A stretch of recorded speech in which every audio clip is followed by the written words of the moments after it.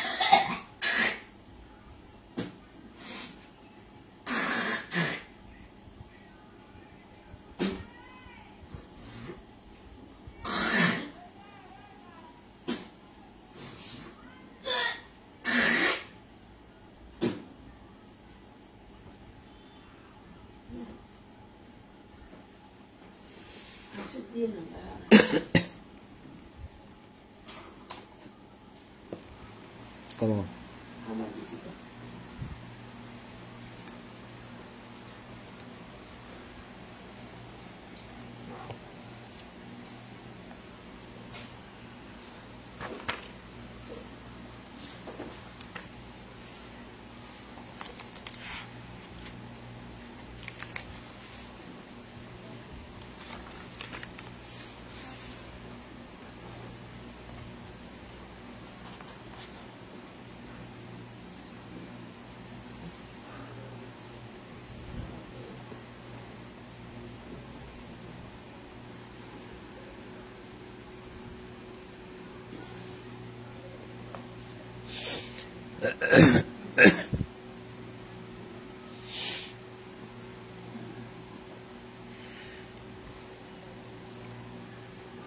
সুপ্রিয় সুধীবৃন্দ, আপনাদের সকলের প্রতি শান্তি।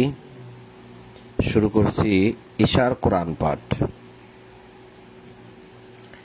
আলহামদুলিল্লাহি রাব্বিল আলামিন, সুবহানাল্লাহি রাব্বিল আলামিন। ইলহামদাতা আল্লাহ, আপনি পবিত্র। রব্বি আউযু বিকা মিন হামাযাতিশ শায়াতিন ওয়া আউযু বিকা রব্বি আন ইয়াহদুরুন। বিসমিল্লাহির রহমানির রহিম। 39 নম্বর সূরা জুমারের 42 নম্বর আয়াত থেকে পাঠ শুরু। সূরা জুমার আয়াত 42। আল্লাহ বলছেন, আল্লাহই প্রাণ হরণ করেন জীবসমূহের তাহাদের মৃত্যুর সময়, এবং যাহাদের মৃত্যু আসে নাই তাহাদের প্রাণও নিদ্রার সময়। অতঃপর তিনি যাহার জন্য মৃত্যু সিদ্ধান্ত করেন তাহার প্রাণ তিনি রাখিয়া দেন এবং অপরগুলি ফিরাইয়া দেন এক নির্দিষ্ট সময়ের জন্য। ইহাতে অবশ্যই নিদর্শন রহিয়াছে চিন্তাশীল সম্প্রদায়ের জন্য। এই বিষয়টার মধ্যে প্রমাণ রহিয়াছে যারা চিন্তা ভাবনা করে, ইয়াতাফাক্কারুন, সেই জাতীয় মানুষের জন্য যারা বিষয়গুলো নিয়ে ভাবে যে মানুষ কিন্তু মৃত্যুর সময়ে একরকম মৃত। মানুষ যখন ঘুমিয়ে যায় তখন তার সামনে যদি কেউ একটা ছুরি নিয়ে নাড়াচাড়া করে, সে কিন্তু দেখে না, বোঝেও না, জানেও না। অবশ্য সেই মানুষটার গায়ের উপরে যদি একটা আঘাত করা হয় বা একটা থাপ্পড় দেওয়া হয়, তৎক্ষণাৎ সে জাগ্রত হয়ে যায়। তাহলে কবরে যে মানুষগুলো থাকে, আল্লাহ বলছে তারা মৃত, তারাও ঘুমিয়ে থাকে। তারা ঘুমিয়ে থাকে, একমাত্র সিংহায় ফুঁক দিলে সেই সময় তাদের ঘুম ভাঙবে। এর আগে কেউ তাদেরকে মারবেও না, চিল্লাচিল্লিও করবে না, ডাকাডাকিও করবে না, থাপ্পড়ও দিবে না, যার জন্য তাদের ঘুম ভাঙবে না। সূরা ইয়াসিনের 51-52-তে বলা হয়েছে, সূরা ইয়াসিন 51-52-তে, যে তারা কবরে ঘুমিয়ে থাকে, এই জন্য তাদের ঘুম আর ভাঙে না। ওই সিংহায় ফুৎকার দিলে সেই আওয়াজের চোটে তাদের ঘুমটা ভেঙে যাবে। তাহলে চিন্তাশীল মানুষের জন্য এর মধ্যে রহিয়াছে নিদর্শন। আল্লাহ যে বললেন, তা আমরা চিন্তা ভাবনা করলে এটা পাই। এরপরে আল্লাহ বলছেন, তবে কি উহারা আল্লাহ ব্যতীত অপরকে সুপারিশকারী ধরিয়াছে?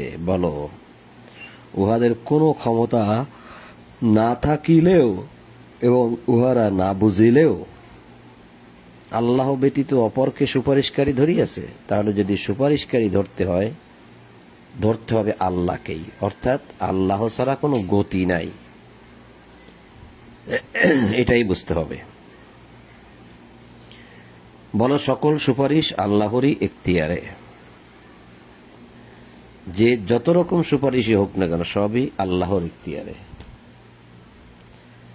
আকাশমণ্ডলী পৃথিবীর সর্বময় কর্তৃত্ব আল্লাহরই। তুমি ওখানে বসো, তুমি এখানে না, তুমি এখানে বসো, যাও, তুমি এখানে বসো, হ্যাঁ তুমি ওদিকে যাও। বলো, সকল সুপারিশ আল্লাহরই এখতিয়ারে, আকাশমণ্ডলীয় পৃথিবীর সর্বময় কর্তৃত্ব আল্লাহর। অতঃপর তাহার নিকট তোমরা প্রত্যানীত হইবে, অর্থাৎ তোমরা সকলেই তার নিকট ফিরে যাবে।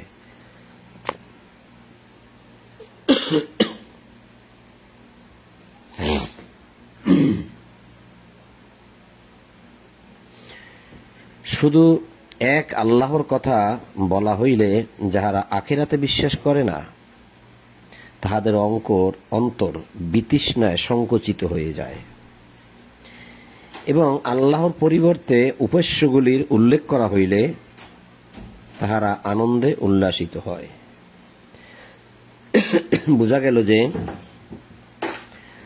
যখন এক আল্লাহর কথা বলা হয়, এই কিতাবের কথা বলা হয়, কারণ এই কিতাবটাই আল্লাহর কিতাব। এই কিতাবকে যে মানল, সে মূলত আল্লাহকেই মানল। তাহলে আল্লাহর কথা বলা হইলে বা আল্লাহর এই কিতাবের কথা বলা হইলে যাহারা আখিরাত বিশ্বাস করে না, তাদের অন্তর বিতৃষ্ণায় ভরে যায়, সংকুচিত হয়ে যায়, বিতৃষ্ণা লাগে তাদের। অর্থাৎ এই কিতাবের কথা বলা হইলে বা আল্লাহর কথা বলা হইলে তাদের বিতৃষ্ণা লাগে। এবং আল্লাহর পরিবর্তে উপাস্যগুলির উল্লেখ করা হইলে, এখানে বলা হয়েছে, ওয়াইদা যুকিরাল্লাযীনা মিন দুনিহি ইযা হুম ইয়াস্তাবশিরুন। যুকিরাল্লাযীনা, আল্লাহ ছাড়া যদি অন্যকে স্মরণ করা হয়, যুকিরা জিকির, স্মরণ, যদি অন্যকে স্মরণ করা হয় তাহলে তাদের অন্তর আনন্দে উল্লাসিত হয়, তারা খুশি হয়ে যায়। এখন যদি আপনি বলেন যে এই কিতাব মানো, তখন তারা বিতৃষ্ণায় ভরে যায়। আর যদি আপনি বলেন এই কিতাবের বাইরে আরো যত কিতাব আছে, যত লেখক আছে, সেই সমস্ত লেখকের সেই সমস্ত লেখাগুলো, বিধানগুলো যদি আপনি মানেন, তাহলে তারা আনন্দে উল্লাসিত হয়।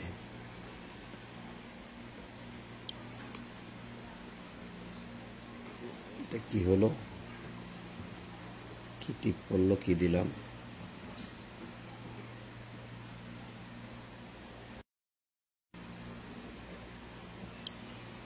এখন ঠিক আছে।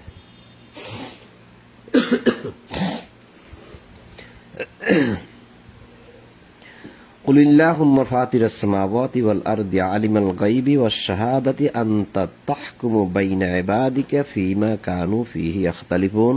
বলো, হে আল্লাহ। কুল, বলো। আল্লাহুম্মা, এই আল্লাহুম্মার অর্থ দেওয়া হয়েছে হে আল্লাহ। এই আল্লাহুম্মার অর্থ হয় ইলহামদাতা, যেটা ডিকশনারিতে আমি পেয়েছি। ইলহামদাতা আরবি ডিকশনারিতে, আরবি অভিধানে ইলহামদাতা, আল্লাহুম্মার অর্থ হয় ইলহামদাতা। ইলহাম অর্থাৎ যিনি মানুষের অন্তরের মধ্যে ভালো মন্দর জ্ঞান দিয়ে দেন, সেটাকেই বলা হয় ইলহাম। যেটাকে বলা হয়েছে আল্লামাহা ফুজুরহা ওয়া তাকওয়াহা, যিনি মানুষের অন্তরের মধ্যে ইলহাম করে দেন, ভালো এবং মন্দের জানিয়ে দেন। এই ভালো মন্দের মধ্যে আবার দুটি ভাগ আছে। একটি হচ্ছে দৈব সূত্রে পাওয়া জ্ঞান, যেটাকে জেনেটিক সূত্র বলা হয়, পিতামাতা থেকে আসা জ্ঞান, অর্থাৎ পিতামাতাকে অনুকরণ করে যে জ্ঞানটা পাওয়া যায়। আর একটা হচ্ছে স্রষ্টা প্রদত্ত জ্ঞান, যেটাকে বলা হয় ঐশী জ্ঞান। এই দুটি জ্ঞান যিনি মানুষের অন্তরের মধ্যে ইনবিল্ট অর্থাৎ বসিয়ে দেন, তিনি হচ্ছেন ইলহামদাতা, আর সেটাই হচ্ছে আল্লাহুম্মা। তাহলে বলো, কুল, বলো আল্লাহুম্মা ইলহামদাতা আল্লাহ। ফাতিরাস সামাওয়াতি ওয়াল আরদ, আকাশমণ্ডলীয় পৃথিবীর স্রষ্টা, দৃশ্য অদৃশ্যের পরিজ্ঞাতা। আলিমাল গায়েব অশাহাদা, গায়েব এবং যা দেখা যায় সবকিছুর পরিজ্ঞাতা। তোমার বান্দাগণ যে বিষয়ে মতবিরোধ করে, তুমি তাহাদের মধ্যে উহার ফয়সালা করিয়া দিবে। যাহারা জুলুম করিয়াছে, যদি তাহাদের থাকে দুনিয়ায় যাহা আছে তাহা সম্পূর্ণ এবং উহার সমপরিমাণ সম্পদও, তবে কিয়ামতের দিন কঠিন শাস্তি হইতে মুক্তিপণ স্বরূপ সেই সকল তাহারা দিয়া দিবে এবং তাহাদের জন্য আল্লাহর নিকট হইতে এমন কিছু প্রকাশিত হইবে যাহা উহারা কল্পনাও করে নাই। এখানে একটা বিষয় আছে, অমিসলাহু মাহু, অমিসলাহু মাহু ওয়ালাউ আন্না লিল্লাযীনা যালামু মা ফিল আরদি জামিয়া অমিসলাহু মাহু। এই মিসলাহু মাহুর শব্দের অর্থ ইহার সমপরিমাণ আরো, ইহার সমপরিমাণ আরো। এখানে সম্পদ দেশে, যদিও সম্পদ শব্দটা এখানে ওরকম ভাবে নেই। মোট কথা ইহার সমপরিমাণ আরো, অর্থাৎ এই পৃথিবীতে আপনার যা কিছু আছে, মনে করেন এই পৃথিবীর সমস্ত কিছুই আপনার, তো এর সমপরিমাণ আরো যদি থাকে, সেগুলো সব মুক্তিপণ স্বরূপ বিচার দিবসে দিয়ে দিতে চাইবে মানুষ, ওই কঠিন শাস্তি থেকে রক্ষা পাওয়ার জন্য। থাকবে না তো কিছুই। তো এটাই বলা হয়েছে এখানে মাহফিল আর্দ, এই পৃথিবীর মধ্যে যা কিছু আছে জামিয়া, একদম অল ইন অল জামিয়া সব। অমিসলাহু মাহু, এবং এর সাথে যদি আরো অনুরূপ সমপরিমাণ যদি যুক্ত করা হয়, মানে আরো একটা পৃথিবী সমতুল্য, তারপরেও সে তা দিতে চাইবে। এখন এই যে অমিসলাহু মাহু, এই বাক্যটা বিভিন্ন সময় আপনারা শুনে থাকবেন যে কোরআন নাজিল হয়েছে, তার সাথে অমিসলা মাহু আরো একটা নাজিল হয়েছে তার অনুরূপ, এই বাক্যটা বলে দেয়। কোরআন নাজিল করা হয়েছে, তারা কোরআনের পাশে কি আর কিছু নাজিল হয় নাই, তখনই বলে দেয় অমিসলাহু মাহু, এই শব্দটা বলে। দুইটি শব্দ মানে এই একটা বাক্যটা বলে। তার মানে কোরআনের পাশাপাশি অমিসলাহু মাহু, তার সাথে আরো কিছু, মিসাল স্বরূপ আরো কিছু নাজিল হয়েছে বলে তারা বলতে চায়। আসলে কি এটা কোরআনের পাশাপাশি আরো কিছু নাজিলের বিষয়ে আল্লাহ বলছেন, নাকি ওয়ালাউ আন্না লিল্লাযিনা যালামু, যারা জুলুম করেছে, নিজেদের প্রতি, নিজেরা আত্মার প্রতি জুলুম করেছে, মানুষের প্রতি জুলুম করেছে, তাদের তো শাস্তি হবে, সে শাস্তি থেকে মুক্তিপণ স্বরূপ তারা দিতে চাইবে মা ফিল আরদি জামিয়া, যা কিছু আছে পৃথিবীতে, অমিসলাহু মাহু, এবং ইহার অনুরূপ আরো যদি থাকে তাও দিতে চাইবে। তাহলে বিষয়টা কি তাই, নাকি এখানে কিতাবের পাশে অন্য কিছু নাজিল হয়েছে তাই? ভাবার বিষয়। উহাদের কৃতকর্মের মন্দফল উহাদের নিকট প্রকাশ হইয়া পড়িবে, এবং উহারা যাহা লইয়া ঠাট্টা বিদ্রুপ করিত তাহা উহাদেরকে পরিবেষ্টন করিবে, চতুর্দিক থেকে তা ঘিরে ফেলবে তাদেরকে।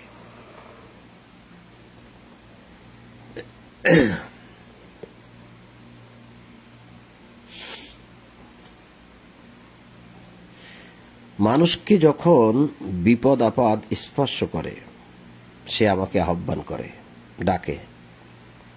এই কথাগুলো আমরা বারবার পাচ্ছি, বারবার পড়তেছি, মানে অনেকবার আসছে কথাগুলো, যে মানুষকে যখন বিপদ আপদ স্পর্শ করিলে, মানুষকে বিপদ আপদ স্পর্শ করিলে সে আমাকে ডাকে। বিপদ আসলে আল্লাহকে ডাকে, এত ডাকা ডাকে যার শেষ নাই। তখন অন্তরের সাথে আল্লাহর সাথে একটা কানেকশন হয়ে যায়। অতঃপর যখন আমি আমার কোন নিয়ামত দ্বারা তাহাকে অনুগৃহীত করি, নিয়ামত, এই যে নিয়ামাতাম মিন্না, কোন নিয়ামত দ্বারা, যে কোনো নিয়ামত, সেটা ঔষধ হোক, খাদ্য খাবার হোক, কোনো মানুষের মাধ্যমে হোক, যে কোনো নিয়ামত দ্বারা যখন আমি তাহাকে দয়া করি, অনুগৃহীত করি, মানে দয়া করি, তখন সে কি হয়, ভালো হয়ে যায় বা বিপদ মুক্ত হয়ে যায়। তখন সে বলে, আমাকে তো ইহা দেওয়া হইয়াছে আমার জ্ঞানের কারণে, অর্থাৎ এই যা কিছু আমি পেয়েছি, যা কিছু অর্জন করেছি, কামাই করেছি, এই সব আমার জ্ঞানের বলে আমি কামাই করেছি। অর্থাৎ বিপদ যখন কেটে যায় তখনই তো মানুষ উপার্জন করতে পারে, কর্মক্ষম হবে, মানে কর্মক্ষমতা বেড়ে যায়। তো যখন মানুষের কর্মক্ষমতা বেড়ে যায়, মানুষ যখন উপার্জন করতে পারে, তখন মানুষ বলে এগুলো সব আমার জ্ঞানের বলে আমি অর্জন করেছি। বস্তুত ইহা এক পরীক্ষা। আল্লাহ তাকে কি অনুগ্রহ করলেন, নাকি সে তার নিজের জ্ঞানের বলে করতে পারলেন, এটা ছিল তার জন্য একটা পরীক্ষা। কিন্তু উহাদের অধিকাংশই তা বোঝে না।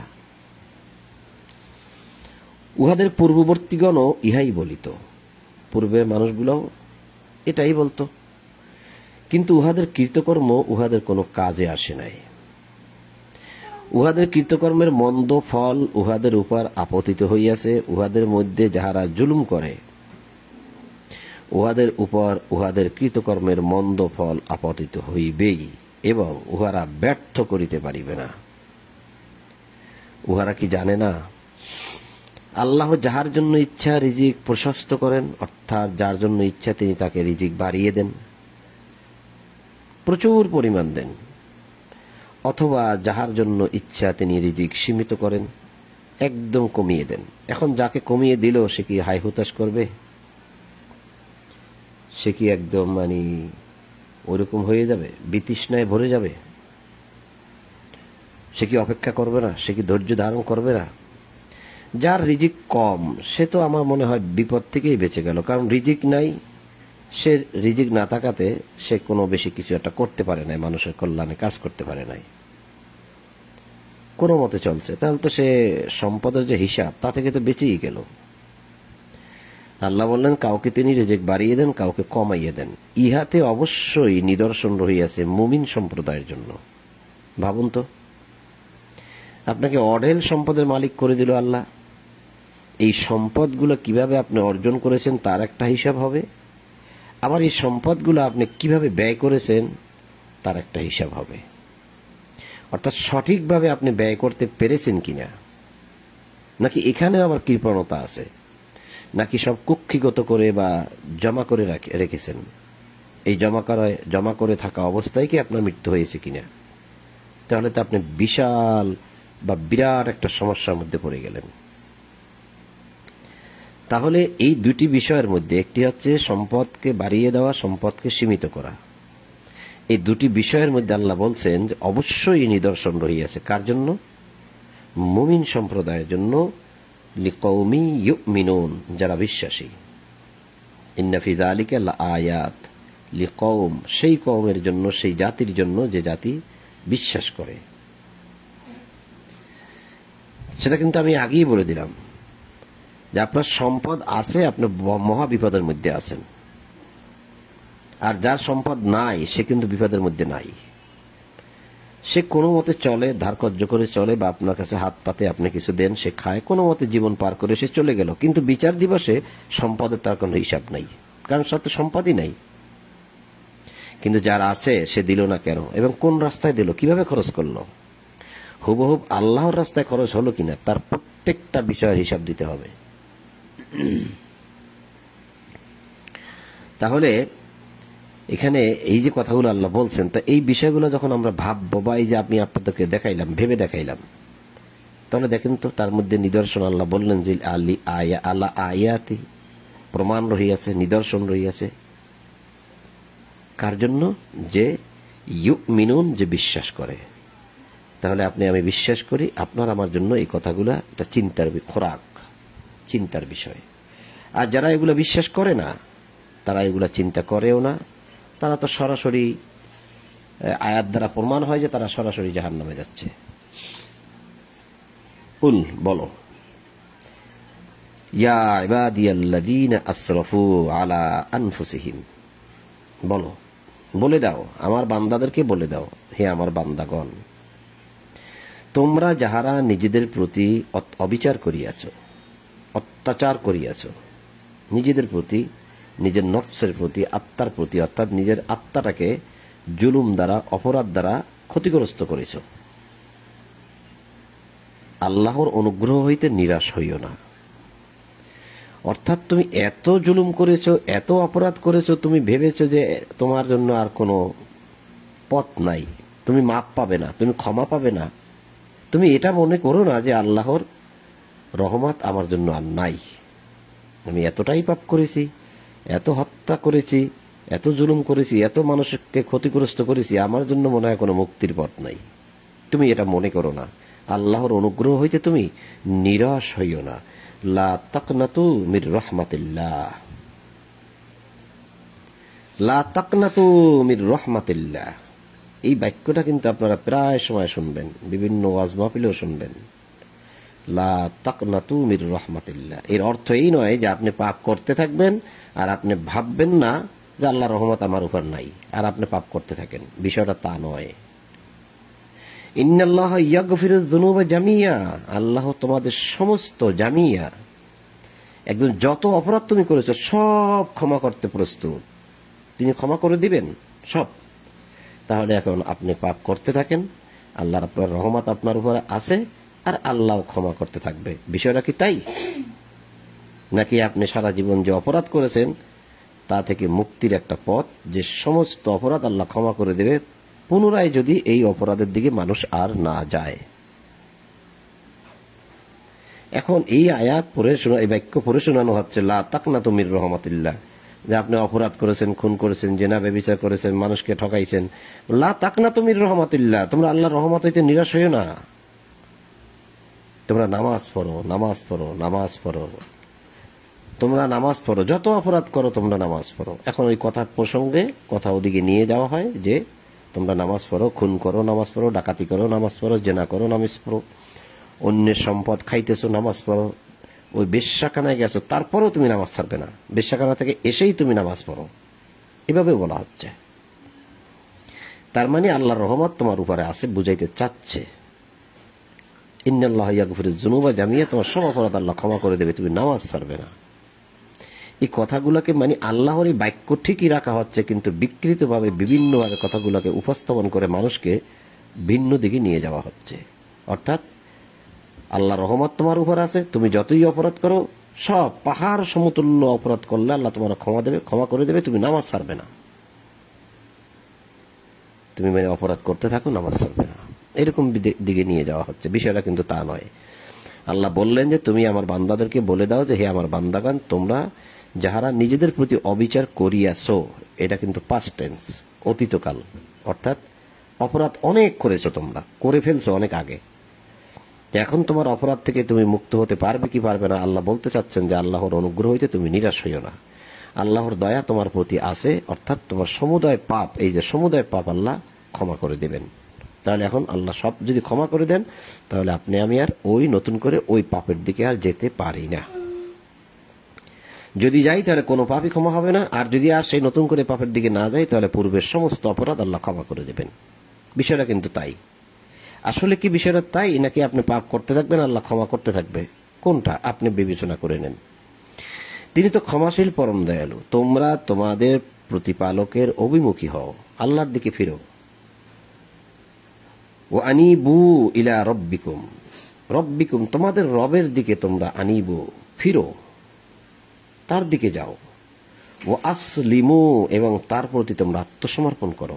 তা আপনি যদি আল্লাহর প্রতি আত্মসমর্পণ করেন আর তার অভিমুখী হন, তার দিকে ফিরেন, তাহলে কি আপনি আর ওই পাপগুলো করতে পারেন?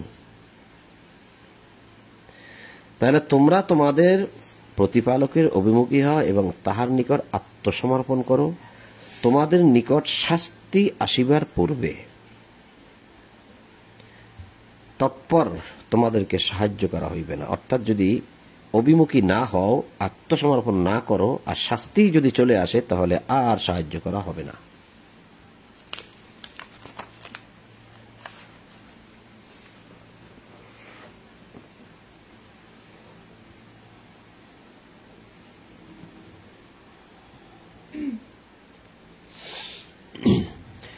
অনুসরণ করো তোমাদের প্রতি তোমাদের প্রতিপালকের নিকট হইতে উত্তম যাহা অবতীর্ণ করা হইয়াছে তাহার।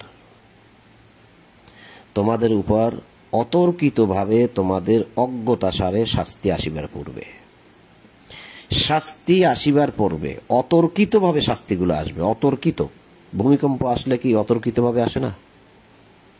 এই যে দুর্যোগগুলো আসে অতর্কিতভাবে আসে না?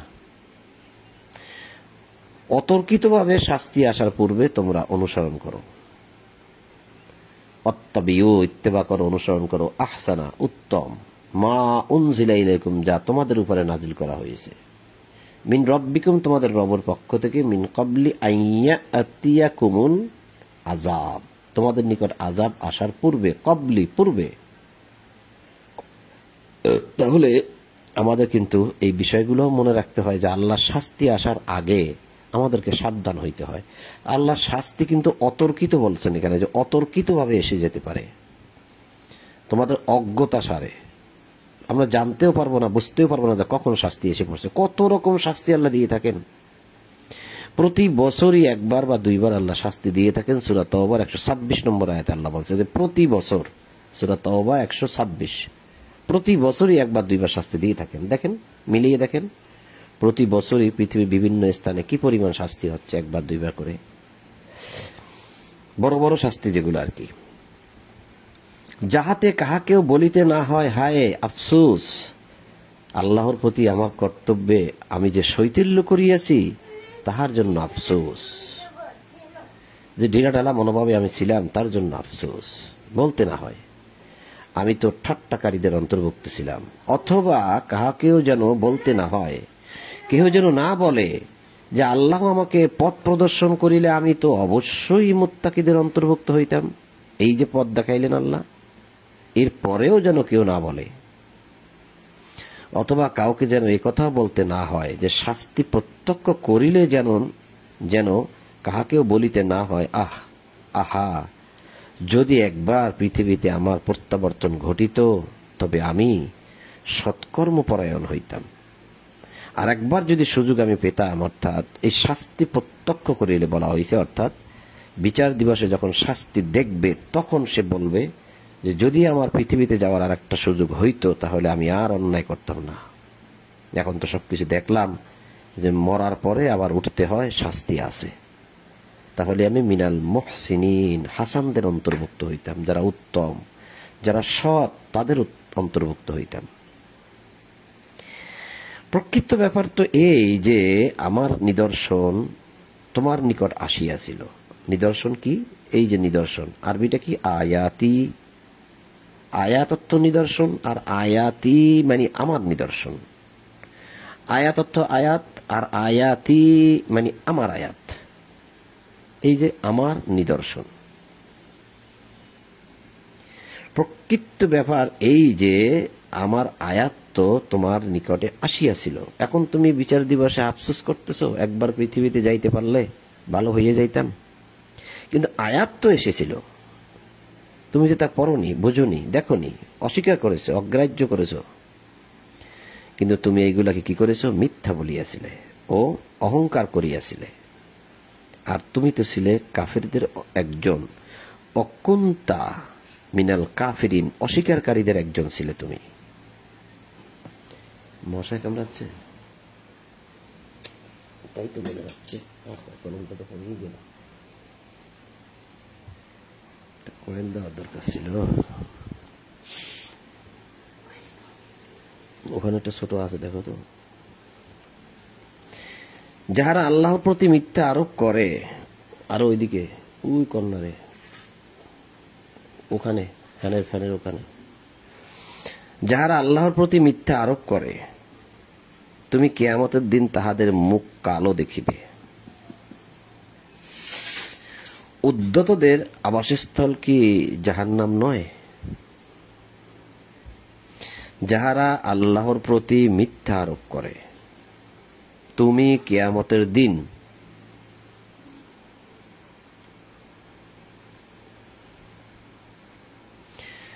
যাহারা আল্লাহর প্রতি মিথ্যা আরোপ করে, তুমি কিয়ামতের দিন তাহাদের মুখ কালো দেখিবে। উদ্ধতদের আবাসস্থল কি জাহান্নাম নয়? মুখ কালো দেখিবে যারা আল্লাহর প্রতি মিথ্যা অপবাদ দেয়, মিথ্যা আরোপ করে। এই বিষয়টা আমি সূরা আল ইমরানে পড়ে আসছিলাম।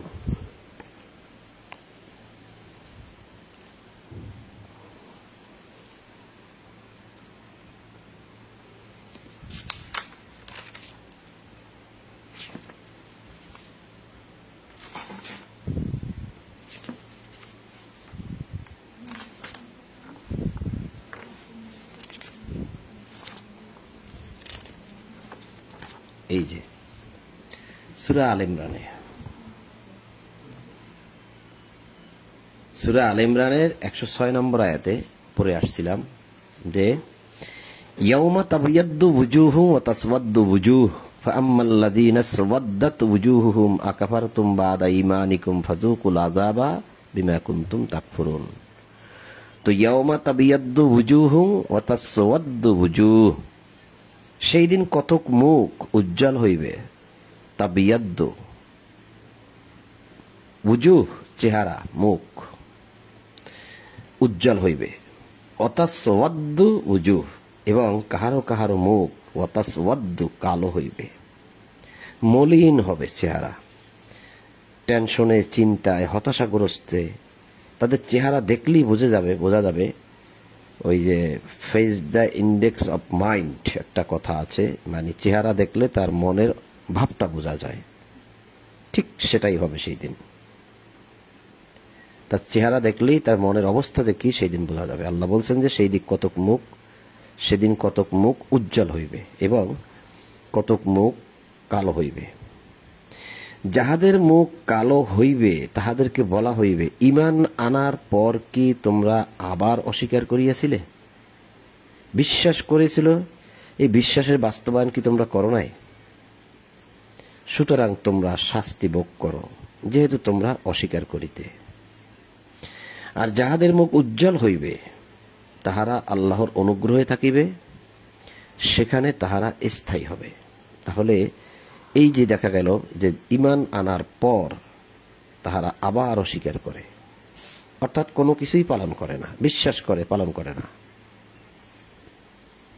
এই জাতীয় মানুষের মুখ কালো থাকবে। এবং যাদের মুখ, এই যে বলছে আল্লাহ যে সেদিন কতক মুখ উজ্জ্বল হইবে এবং কতক মুখ কালো হইবে। এই যে মুখ কালো হবে, তো মুখ কালোর বিষয়টা আমরা যদি যেখান থেকে আসছি সেখানে যদি যাই তাহলেই দেখা যাচ্ছে।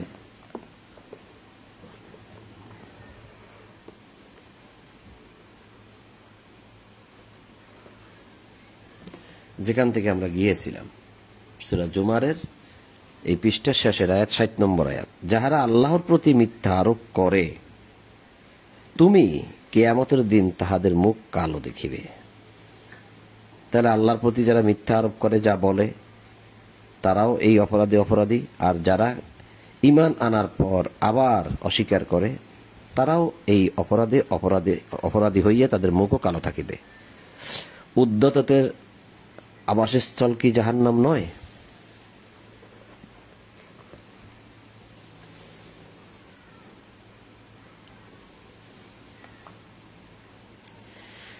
আল্লাহ মুত্তাকিদেরকে উদ্ধার করিবেন তাহাদের সাফল্য সহ, তাহাদেরকে অমঙ্গল স্পর্শ করিবে না এবং তাহারা দুঃখিত হইবে না। আল্লাহ সমস্ত কিছুর স্রষ্টা এবং তিনি সমস্ত কিছুর কর্মবিধায়ক। আল্লাহ খালিকু কুল্লি শাই, সমস্ত কিছুর স্রষ্টা। ভাবুন তো, তিনি দাবি করছেন যে তিনি সব সৃষ্টি করেছেন। এমন কেউ কি আছে যে দাবি করেছে? কোন ধর্মের প্রধানগণ দাবি করেছে? বা কোন ধর্মের যে যদি কোনো স্রষ্টা থেকে থাকে সেও কি বলছেন? আপনি কি শুনছেন? একমাত্র স্রষ্টা আল্লাহ, যিনি রহমান, যিনি রহিম, তিনি কেবল বারবার বলছেন যে তিনি সব কিছু সৃষ্টি করেছেন। দাবি যেহেতু তিনি করেছেন, তাহলে তিনিই স্রষ্টা। আর তো কেউ দাবি করে না। একজন দাবিদার বানান, দেখান যে অমুকে দাবি করেছে। বেশি কিছু লাগবে না, একটা গাছ সে তৈরি করে দেখাক যে তার ইশারায় গাছটা ওঠে, বসে, নামে, বড় হচ্ছে। একটা সৃষ্টি সে তৈরি করে দেখাক যে একটা মশা সে সৃষ্টি করে ছেড়ে দিয়েছে, মশাটা ঠিক মতোই উড়াউড়ি করে। কেউ কোনো কিছু দাবি করতে পারে না, শুধুমাত্র এক স্রষ্টা ব্যতীত। আকাশমণ্ডলীয় পৃথিবীর কুঞ্জি তাহারই নিকট। আর যাহারা আল্লাহর আয়াতকে অস্বীকার করে তাহারাই তো ক্ষতিগ্রস্ত। বলো হে অজ্ঞ ব্যক্তিরা, কুল আফাগাইরাল্লাহি তা'মুরুনি আ'বুদু আইয়ুহাল জাহিলুন। হে জাহেল ব্যক্তিরা।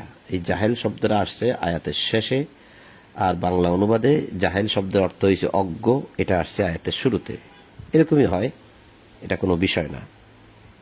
এখানে বলাই হয়েছে আইয়ুহাল জাহিলুন, হে জাহেলগণ, হে অজ্ঞ ব্যক্তিরা, তোমরা কি আমাকে আল্লাহ ব্যতীত অন্যের ইবাদত করিতে বলিতেছ? আল্লাহ ব্যতীত অন্যের দাসত্ব করতে বলিতেছ?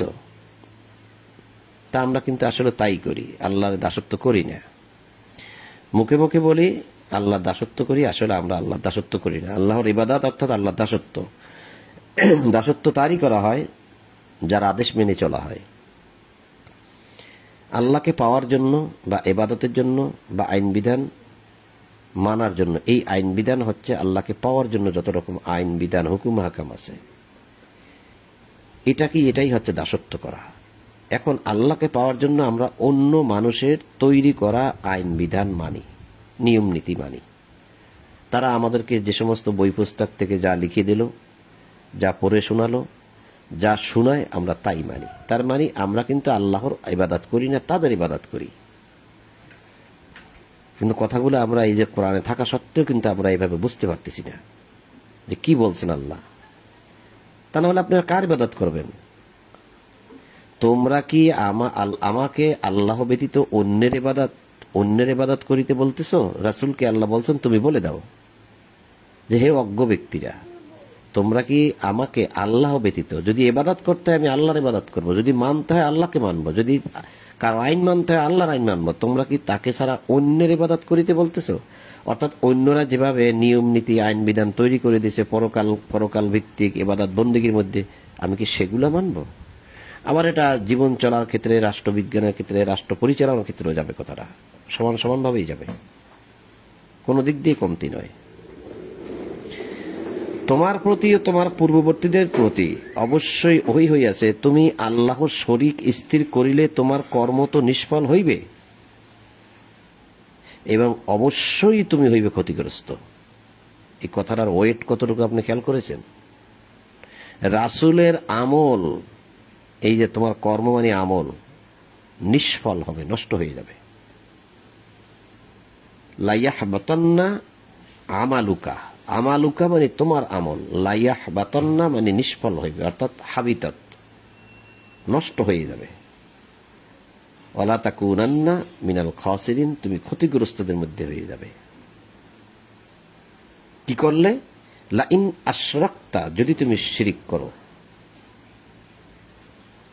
লাইন আশরাকতা, যদি শিরিক করো, শরিক করো, তুমি আল্লাহর শরিক স্থির করিলে, তুমি রাসূলুল্লাহকে বলা হচ্ছে, নবী মুহাম্মদ রাসূলুল্লাহ। মানুষ জানে না, পড়ে না, তাই আজকে রাসূলের নামে কত কত কথা, মিথ্যা কথা আমাদের সমাজে আমাদেরকে শোনায়।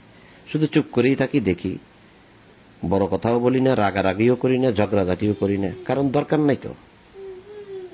ফেসবুকের মধ্যে যে সমস্ত কথাগুলো লেখে রাসূলুল্লাহকে নিয়ে, কমেন্ট বক্সে যে কিছু লেখিই না, কি লেখবো? সে তো জাহেল। আল্লাহ তো তাকে এই যে জাহেল বলছে, তো অজ্ঞ, অর্থাৎ কিতাব সম্বন্ধে তো তার কোনো জ্ঞান নাই, তাহলে সে অজ্ঞ। সে পৃথিবীর যত জ্ঞানই অর্জন করুক না কেন, এই কিতাবের জ্ঞান যদি তার না থাকে, তাহলে সে ব্যক্তি অজ্ঞ। ওই জ্ঞান কাজে লাগবে না। কয়েকটি বছর মাত্র চাকরি বাকরি করে খাবে, ব্যবসা বাণিজ্য করবে ওই জ্ঞান দ্বারা, কিন্তু মৃত্যুর পরে কিন্তু এই জ্ঞানটা কাজে লাগবে।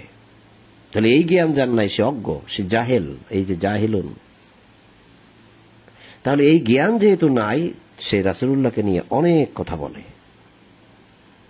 তো যেহেতু জ্ঞান নাই, এরকম বলে, তা ভুলেও কিছু বলিও না, লিখিও না। যাক, সে জানে না, তাকে লিখে লাভটা কি? আর যদি কিছু লিখি, সে আরো উল্টো আমার উপরে চড়াও হবে। শুধু কি চড়াও হবে, কত খারাপ খারাপ কথা বলবে, তাদের মুখে কোনো কিছুই বাধে না।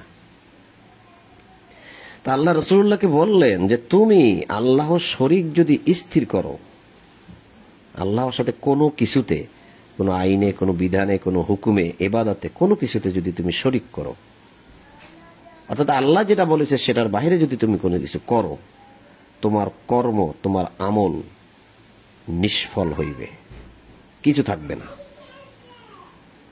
রাসূলুল্লাহর ক্ষেত্রে যদি এইরকম হুঁশিয়ারি বাক্য উচ্চারণ হইতে পারে, তাহলে আপনার আমার জন্য কি হইতে পারে ভাবছেন? তোমার কর্ম অর্থাৎ তোমার আমল, এই যে আমালুকা, তোমার আমল নিষ্ফল হইবে। লাইয়াহবাতান্না, তোমার আমল নিষ্ফল হইবে। ওয়ালা তাকুনান্না মিনাল খাসিরিন, এবং অবশ্যই তুমি ক্ষতিগ্রস্ত হইবে। খাসিরিন, ক্ষতিগ্রস্ত হইবে। অতএব তুমি আল্লাহর ইবাদত করো এবং কৃতজ্ঞ হও। ইবাদত, এই যে ইবাদত, এই যে ইবাদত, বলো হে অজ্ঞ ব্যক্তিরা, তোমরা কি আমাকে আল্লাহ ব্যতীত অন্যের ইবাদত করিতে বলিতেছ? ইবাদত, আবুদু, এখানেও কিন্তু ফাবুদু, বালিল্লাহু ফাবুদ, বরং আল্লাহর দাসত্ব করো। আল্লাহর ইবাদত করো মানে আল্লাহর দাসত্ব করো। অকুম মিনাশ শাকিরিন, শাকিরিন অর্থাৎ শুকুরকারীদের অন্তর্ভুক্ত হও, বা শুকুর করো, শুকরিয়া আদায় করো, কৃতজ্ঞতা প্রকাশ করো। এই যে কিতাবের জ্ঞান যে তোমাদেরকে দেওয়া হয়েছে, এবং এই যে নিয়ামত তোমাদেরকে দান করা হয়েছে, এই যে আনাম যে তোমাদেরকে দান করা হয়েছে, সর্ব বিষয়ে তোমরা শুকরিয়া, কৃতজ্ঞতা জ্ঞাপন করো আল্লাহর দরবারে। আলহামদুলিল্লাহ, এটা অন্তর থেকেও আসে, এটা সরাসরি যে বলতে হয় বিষয়টা তাও না। আমি প্রায় সময় অনুভূতি করি, উপলব্ধি করি, যে কোনো বিষয় যখন আমার ভালো লাগে এবং দেখি এবং বলি, শুনি, অনেক কিছু দেখি, অনেক স্থানে যাই, অনেক সুখ শান্তি অনুভব করি, আমার অন্তর থেকে শুকরিয়াটা চলে আসে। এটা বলতে হয় যে বিষয়টা আসলে তাও না, কারণ আল্লাহ তো অন্তরের খবর জানে। ওমা কদারুল্লাহ হাক্কা কদরিহি, উহারা আল্লাহর যথাযথ সম্মান করতে পারে নাই, যথাযথ সম্মান করে নাই।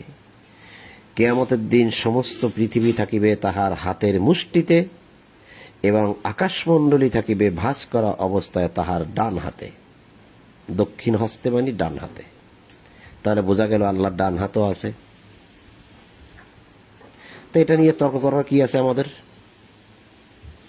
অনেক, এইটা নিয়ে প্রায় দিনই প্রায় সময় শুনি, আল্লাহর কি হাত আছে, আল্লাহর কি পাও আছে, আল্লাহর কি চেহারা আছে। আল্লাহ কি পাও আছে, আল্লাহ কি বসতে পারেন, আরো কিছু বলেন, মানে বসে যেভাবে সে বলেন। কেন এই সমস্ত কথা বলার দরকার কি? আবার কেউ কেউ বলেন যে আল্লাহ আমার মতো আপনার মতো, এরকম বলে কেউ কেউ। আবার কেউ কেউ বলে আল্লাহ নিরাকার, আকার নাই। আর একজনে বলে আল্লাহ যদি আকার না থাকে তাহলে হাত করতো নাইলো, হাত কোথা থেকে আসলো, চেহারা কোথা থেকে আসলো তার? এইরকম তর্ক বিতর্ক মানুষ করতেই থাকে। কেন? এই সমস্ত কথাগুলোর মধ্যে কি আমাদের কোনো কল্যাণ আছে? আল্লাহর হাত আছে আল্লাহ বলছে, আল্লাহ চেহারা আছে আল্লাহ বলছে, আল্লাহ জানেন, আল্লাহ দেখেন বলছেন, বাস এতটুকুর মধ্যে থাকি আমরা। এগুলো নিয়ে তর্ক বিতর্ক করার কিছু দরকার নাই। এখন আল্লাহ আমার মতো না আপনার মতো, কারণ ওই 30 নম্বর সূরা রুমের 30 নম্বর আয়াতে বলছে যে প্রকৃতিতে তিনি মানুষ সৃষ্টি করেছেন। বাস পাইলাম একখানা আয়াত, এখন এটা নিয়ে চলতে থাকি আমরা। আমাদের উপর যে কাজ দিছে আল্লাহ, সে কাজের কথা চিন্তা আমরা করি না। তো এটাই তো পরীক্ষা। পবিত্র মহান তিনি, উহারা যাহাকে শরীক করে তিনি তাহার অনেক ঊর্ধ্বে।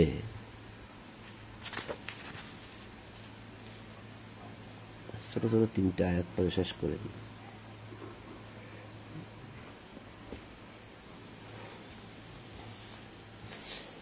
সিংহায় ফুৎকার দেওয়া হইবে, ফলে যাহাদেরকে আল্লাহ ইচ্ছা করেন তাহারা ব্যতীত আকাশমণ্ডলের পৃথিবীর সকলেই মূর্ছিত হইয়া পড়িবে। অথবা আবার সিংহায় ফুৎকার দেওয়া হইবে, তৎক্ষণাৎ উহারা দণ্ডায়মান হইয়া তাকাইতে থাকিবে। তাহলে 2টি সিংহা ফুৎকার দেখা গেল। এক সিংহায় সবকিছু ভেঙে চুরি চুরমার হয়ে যাবে, আর এক সিংহায় ফুৎকার দিলে তৎক্ষণাৎ তারা দণ্ডায়মান হবে, দাঁড়িয়ে যাবে, দেখতে থাকবে। বিশ্ব উহার প্রতিপালকের জ্যোতিতে উদ্ভাসিত হইবে। সম্মানিত উপস্থিতি, খেয়াল করুন, বিনুরি রব্বিহা ও আশরাকাতিল আরদ। আরদ অর্থ পৃথিবী, এখানে লেখছে বিশ্ব আর পৃথিবী একই কথা। খেয়াল করেন রহস্য, এখানে কত বড় রহস্য রয়ে গেছে, খালি আমরা পড়ে যাই। আরদ পৃথিবী, বিনুরি রব্বিহা, তোমার রবের নূরের আলোকিত হবে পৃথিবী। আরদ কখন হবে? সিংহায় ফুৎকার দেওয়া হবে। প্রথম এক সিংহায় ফুৎকার, সবকিছু ভেঙে চুরমার হয়ে যাবে। পরবর্তীতে আর এক সিংহায় যখন ফুৎকার দেওয়া হবে, তৎক্ষণাৎ উহারা দণ্ডায়মান হইয়া তাকাইতে থাকিবে। এর পরের কথাই কিন্তু এইটা, যে পৃথিবী তোমার রবের নূরে আলোকিত হবে। নূরি রব্বিহা, তাহলে কি সূর্য থাকে? যারা আজকে এই তর্ক বিতর্ক করেন, ইউটিউবে আমি দেখেছি, আমি ওপেন করি নাই, শুধু দেখেছি যে সূর্য 1 বিঘাত মাথার উপরে থাকবে। সেই দিন সূর্য আপনি পেলেন কোথায়? আর একটা সূর্য আসবে আল্লাহ বলছে নাকি? এখানে তো বলা গেছে নূর, নূর তো আলো, নূরি রব্বিহা, রবের উহার প্রতিপালকের জ্যোতিতে উদ্ভাসিত হইবে। কি? বিশ্ব মানে পৃথিবী, আর্ধ। তাহলে সেই সময় পৃথিবী হবে। তাহলে বিচার দিবসটা কোন জায়গায় হয়? জান্নাত জাহান্নাম কোন জায়গা হয়? ভাবার বিষয়। কিন্তু এতটুকুর মধ্যেই থাকি। এটা নিয়ে যত আলোচনা করব ততই আমরা বিভ্রান্ত হব। কিন্তু কথাগুলো কিন্তু বোঝা যাচ্ছে।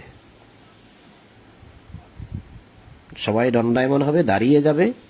পৃথিবী আল আর্দ, পৃথিবী আলোকিত হয়ে যাবে রবের নূরে, আল্লাহ নূরে আলোকিত হয়ে যাবে। ওয়াবুদিয়াল কিতাব, আমলনামা উপস্থিত করা হবে। এই কিতাব ওয়াবুদিয়াল কিতাব, এই কিতাব হচ্ছে আমলনামা। এই যে আমলনামা পেশ করা হইবে। নবীগণকে, সাক্ষীগণকে উপস্থিত করা হইবে। নবীগণ, সাক্ষীগণ, যে সমস্ত ফেরেশতা মণ্ডলী আমাদের বিরুদ্ধে সাক্ষী দিবে, তাদেরকে উপস্থিত করা হবে। সকলের মধ্যে ন্যায় বিচার করা হইবে। পৃথিবীতে এখন বর্তমানে বহু অবিচার আছে, কিন্তু সে সময় আর অবিচার থাকবে না। তাহাদের প্রতি জুলুম করা হইবে না।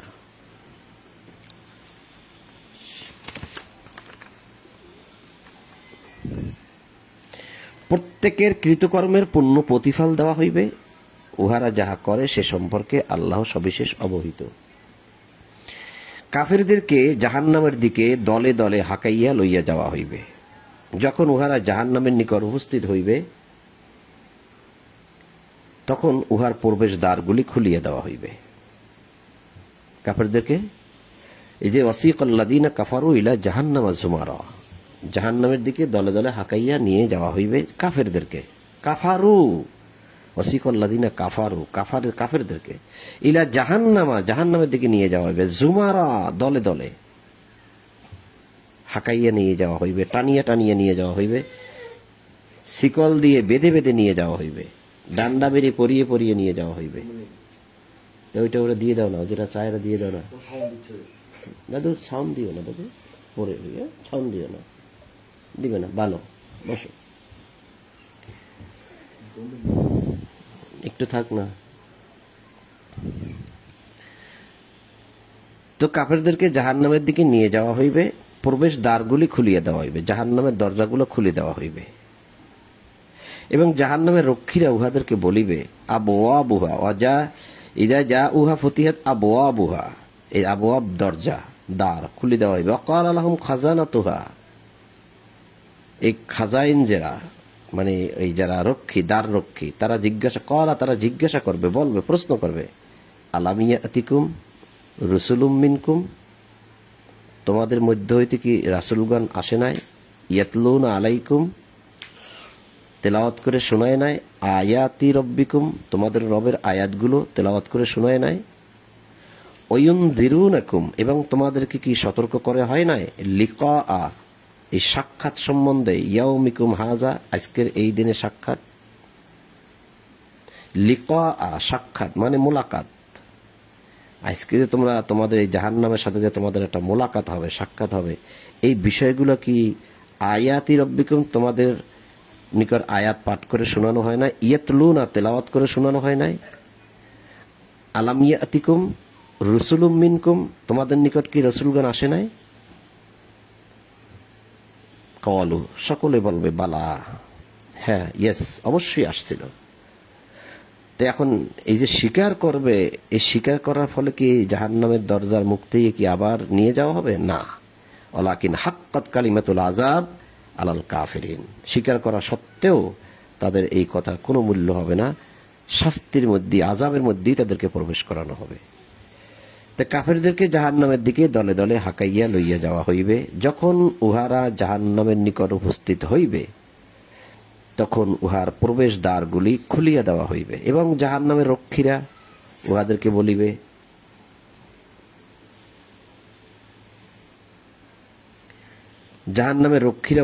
বলিবে তোমাদের নিকট কি তোমাদের মধ্য হইতে রাসূলগণ আসে নাই, যাহারা তোমাদের নিকট তোমাদের প্রতিপালকের আয়াত আবৃত্তি করিত এবং এই দিনে সাক্ষাৎ সম্বন্ধে তোমাদেরকে সতর্ক করিত? এরকম কেউ কি আসে নাই? উহারা বলিবে অবশ্যই আসিয়াছিল। বস্তুত কাফেরদের প্রতি শাস্তির কথা বাস্তবায়িত হইয়াছে। উহাদেরকে বলা হইবে জাহান্নামের দ্বারসমূহে প্রবেশ করো। কিলা দুখুলু আবওয়াব জাহান্নাম, কিলা দুখুলু, প্রবেশ করো, দাখিল হও, উদখুলু আবওয়াব, দরজা দিয়ে, জাহান্নামের দরজা দিয়ে প্রবেশ করো মানে ঢোকো। খালিদিনা ফিহা, একদম সারা জীবন থাকার জন্য, স্থায়ীভাবে, চিরস্থায়ী, উহাতে স্থায়ীভাবে অবস্থিতির জন্য প্রবেশ করো, কয়েকদিনের জন্য না। আর যারা আজকে পড়ে শোনাচ্ছে, বলছে যে কয়েকদিন জাহান্নামে রাখবে তারপরে জান্নাতে নিয়ে যাবে, এটা ভুল। আল্লাহ বলে নাই, স্থায়ী। কত নিকৃষ্ট উদ্যতদের আবাসস্থল। ফাবিইসা মাসওয়াল মুতাকাব্বিরিন, এই যারা তাকাব্বার করে, অহংকার করে, তাদের অবস্থা জাহান্নাম। এই যে তাকাব্বার, অহংকার, কোনো মতেই মানুষ নতি স্বীকার করতে পারে না ইবলিসের মতো। ইবলিস যেমন নতি স্বীকার করে নাই, সে তাকাব্বার করছিল। আল্লাহ বলছে আবা ওয়াস্তাকবারতা, তুমি কি তাকাব্বার করলে, তুমি কি অহংকার করলে? ঠিক মানুষের অবস্থাও তাই। মানুষকে একদম মোমের মতো হয়ে যেতে হবে, কিন্তু হবে না। যাহারা তাহাদের প্রতিপালককে ভয় করিত, ওয়াসিকাল্লাযীনা তাকাও, তাকওয়া অবলম্বন করত, ভয় করত, সাবধানে চলত, রব্বাহুম, তাদের রবকে, ইলাল জান্নাতে জুমারা, তাদেরকেও দলে দলে নিয়ে যাওয়া হবে কোথায়? জান্নাতে। ওয়াসিকাল্লাযীনা তাকাও রব্বাহুম ইলাল জান্নাতে জুমারা। আর এখানে আমরা পড়ে আসলাম ওয়াসিকাল্লাযীনা কাফারু ইলা জাহান্নামা জুমারা। এখানেও আবওয়াব, দরজা, এখানেও খাজানাতুহা, এখানেও আছে তাই, সেম টু সেম, এক কিছু পার্থক্য তো হবেই এখন, যেহেতু জান্নাত আর জাহান্নাম। যাহারা তাহাদের প্রতিপালককে ভয় করিত তাহাদেরকে দলে দলে জান্নাতের দিকে লইয়া যাওয়া হইবে। এই যে হাত্তা ইজা যা উহা অফুতিহাত আবওয়াবুহা, যখন তাহারা জান্নাতের নিকট উপস্থিত হইবে ও উহার দ্বারসমূহ খুলিয়া দেওয়া হইবে, খজানাতুহা অফতিহাত আবওয়াবুহা, যখন দ্বারসমূহ খুলি দেওয়া হবে, অকাল আলাহুম খাজানাতুহা, এই দ্বার রক্ষীরা জিজ্ঞাসা করবে, কলা বলবে তারা কি বলবে? কিছুই, মানে পৃথিবীতে বসে কি করছো না করছো এগুলো কিছু জিজ্ঞাসা করবে না। তারা বলবে কি? সালামুন আলাইকুম, তোমাদের প্রতি শান্তি। এই যে দ্বারসমূহ খুলিয়ে দেওয়া হইবে এবং জান্নাতের রক্ষীরা তাহাদেরকে বলিবে, তোমাদের প্রতি সালাম, তোমাদের প্রতি শান্তি। সালামুন আলাইকুম, আসসালামু আলাইকুম এ কথা বলবে না, বলবে সালামুন আলাইকুম। এরপরে বলবে, যেহেতু জান্নাতের বিষয়, এটা পৃথিবীর বিষয় না, তাই তারা বলবে তিবতুম, তোমরা সুখী হও, প্রবেশ করো, ভিতরে যাও যাও, তিবতুম, তোমরা সুখী হও।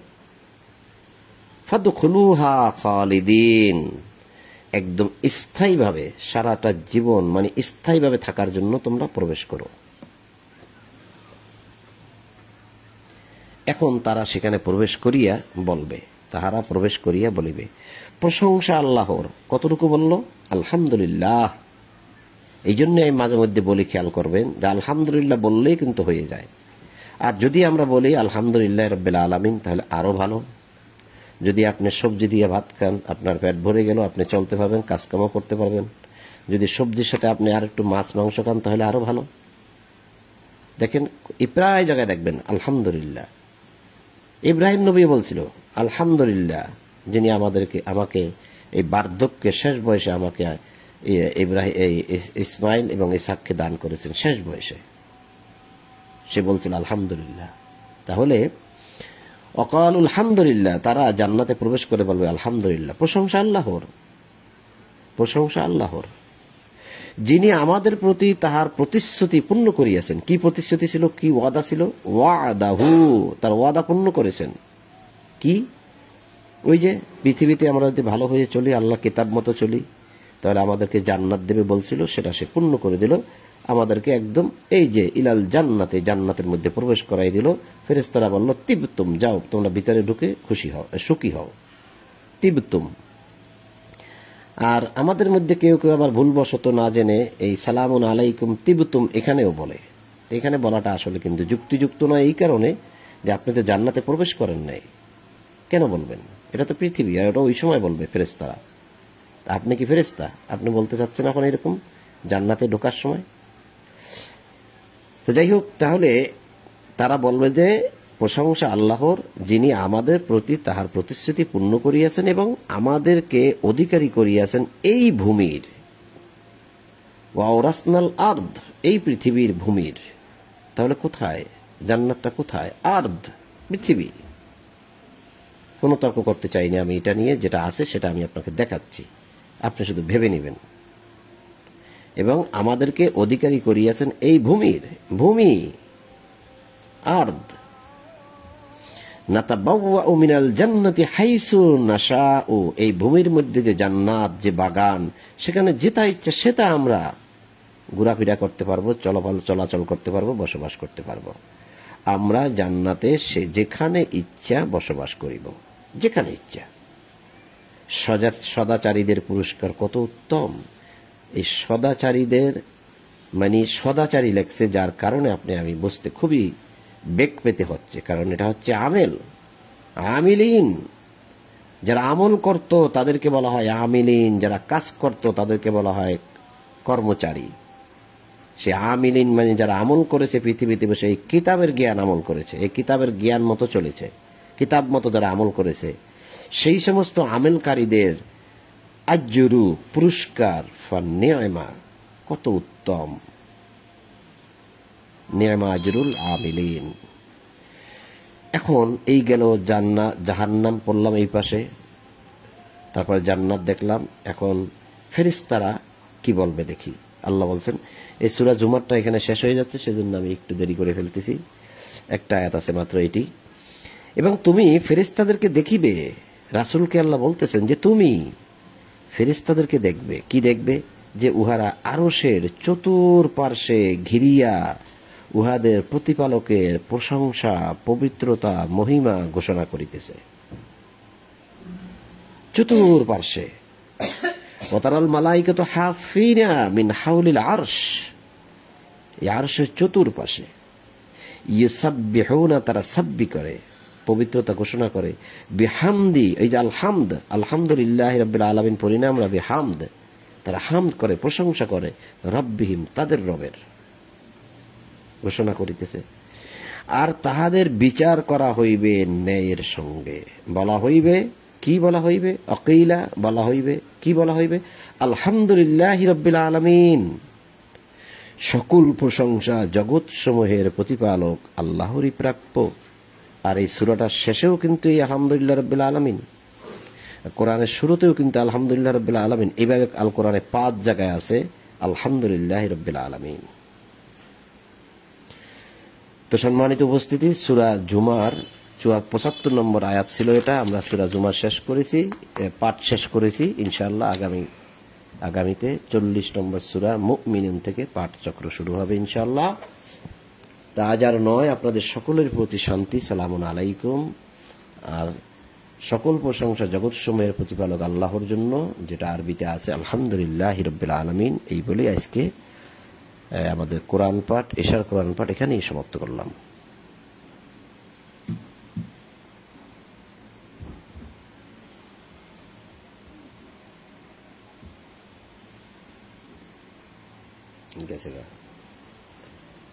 গেছে গা এই আছে।